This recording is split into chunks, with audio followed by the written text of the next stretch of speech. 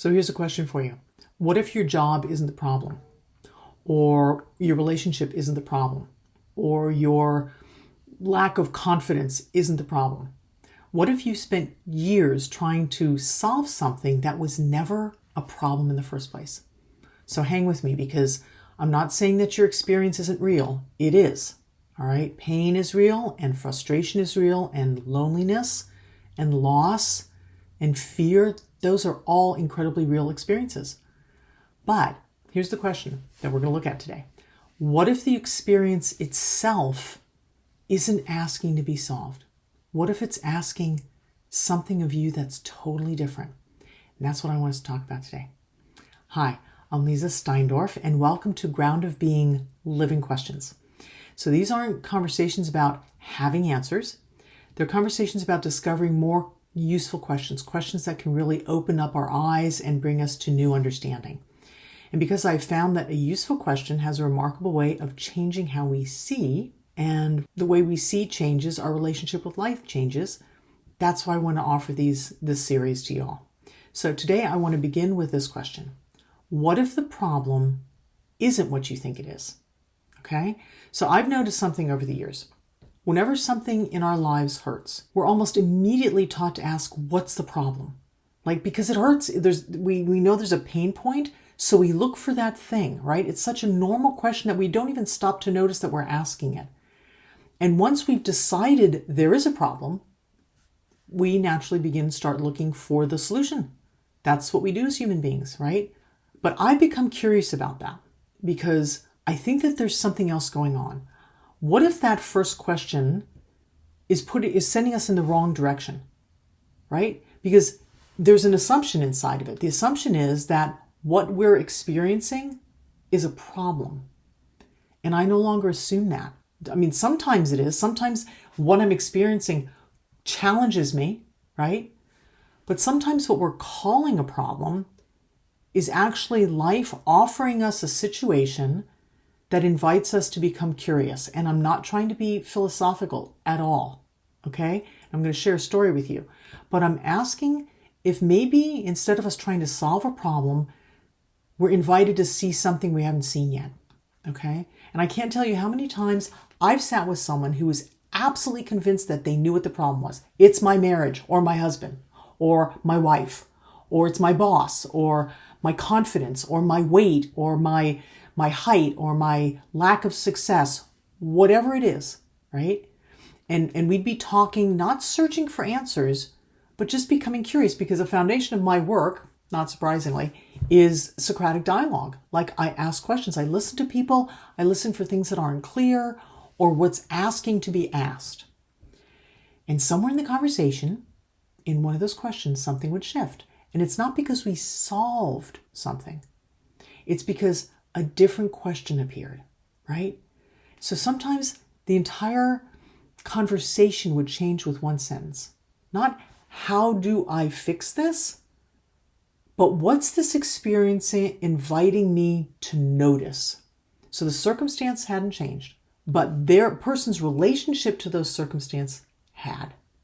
And from that place, then you start to see new possibilities. And I've seen that happen so many times, I can't even count. And so I can't dismiss it as a coincidence. And I'm going to share a personal experience with you. Many years ago, my first husband decided he didn't want to be married anymore. I was absolutely devastated. We had 2 children. We had a beautiful home. We had a good life. This was everything to me. And I was going down a path of living this dream. He had a different dream. He wanted to go in a different direction. But at that point in time, I was devastated. My world fell apart. And I can't even tell you how I suffered through that. And at some point, exactly what I'm talking about, I realized that I was thinking that my experience was a problem. Like, I shouldn't be experiencing that. How could I fix it? Now, obviously, I couldn't convince him to change his direction. He was a free agent. He could do what he wanted. So I asked a different question. And the question for me was, what is it that I'm suffering from? And the belief was that his leaving was a problem. And I couldn't solve it because I couldn't get him back. I couldn't make him stay. I couldn't convince him to live his life differently.